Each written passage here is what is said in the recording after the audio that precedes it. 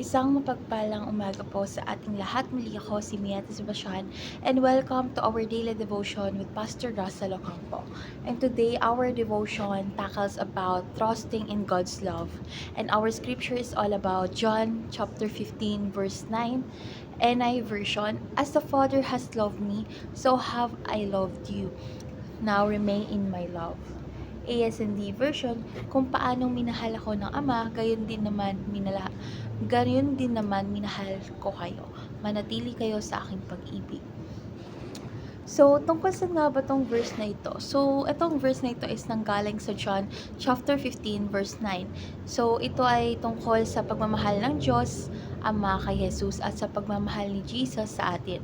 So, pinapaalala nito na sa atin na tulad ng walang hanggang pagmamahalan or pagmamahal ng Ama kay Kristo, ganun din ang walang kapantay at matibay na pagmamahal ni Kristo sa atin. So, ang utos ni Jesus na manatili kayo sa aking pag-ibig ay isang paanya niya sa patuloy na pakikipag-ugnayan sa Kanya. So, sa pamumuhay na nakaugat sa Kanyang pag-ibig araw-araw. So, dadako na tayo sa ating teaching. So, yung first teaching natin is the Father's love for Jesus is unbreakable. So, alam naman natin ang pagmamahal ng isang ama or ng ating ama kay Jesus ay matibay at walang hanggan. So, hindi ito nagbabago kahit kailan at nagsisilbing huwaran ng tunay na pagmamahal. Second is Christ's love for us is also unbreakable. So, gaya ng pagmamahal ng Ama, ng ating Ama kay Jesus, ganun din ang pagmamahal ni Kristo sa atin. So, hindi ito mababali o mawawala kasi palaging nariyan ang kanyang pagmamahal. Handang tanggapin tayo anumang oras. So, last teaching is we must remain in Christ's love. So, tayo ay tinawag na manatili sa pagmamahal ni Kristo at ito ay nangangahulugang dapat nating patuloy na sundin ang kanyang mga utos, mahalin siya at mamuhay ng naaayon sa kanyang kalooban.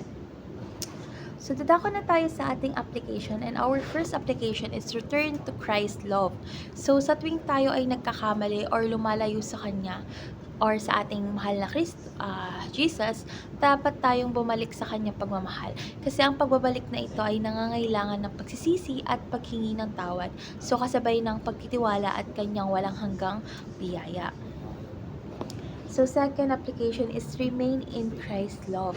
So, dapat panatilihin natin sa kanyang pagmamahal ay hindi lamang pagtanggap nito, kundi pamumuhay araw-araw na puno ng pagsunod sa kanyang mga salita. So, mahalaga ang disiplina sa panalangin, pagbabasa ng salita ng Diyos, at pag-iwas sa mga kasalanan upang manatiling konektado tayo kay Kristo. So, last application is rely on Christ's love. So, kapag ang buhay ay puno ng pagsubok at pangamba, dapat tayong umasa sa pagmamahal ni Kristo. Kasi ito ang nagbibigay ng lakas at tapang upang harapin ang anumang pagsubok sapagkat alam nating tayo ay mahal niya at hindi niya tayo pababayaan. So, dadako na tayo sa ating last part which is our discussion. And our discussion tackles about how can we practically remain in Christ's love. So, para sa akin, ang unang paraan na para manatili tayo sa pag-ibig ng ating mahal na Jesus ay sa pamamagitan ng patuloy na pagsunod sa kanyang mga utos.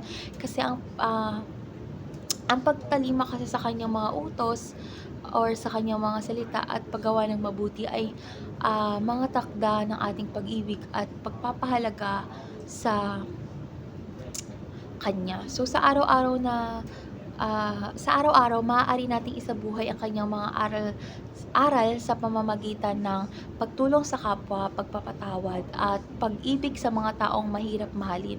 So, ang pakikilahok kasi sa gantong gawaing espiritual tulad ng panalangin, pagbasa ng Biblia or Bible at pagsama sa mga gawain ng simbahan ay makakatulong din upang manatili tayong malapit kay Kristo. So, lastly, dapat tayong magtiwala sa Kanya sa lahat ng ating ginagawa sa buhay, lahat ng aspeto ng ating buhay. Kasi kasama rito ang pagdulog kay Kristo sa mga oras ng pagsubok, at ang pagpapasalamat sa Kanya sa mga oras ng tagumpay. So, ang patuloy kasi na pananalig na tayo'y Kanyang minahal or mahal kahit sa mga oras ng kahinaan o kabiguan ay nagbibigay lakas at kapanatagan ng loob. Sa gantong paraan kasi tayo'y patuloy na nakakapit sa Kanyang walang hanggang pagmamahal at biyaya.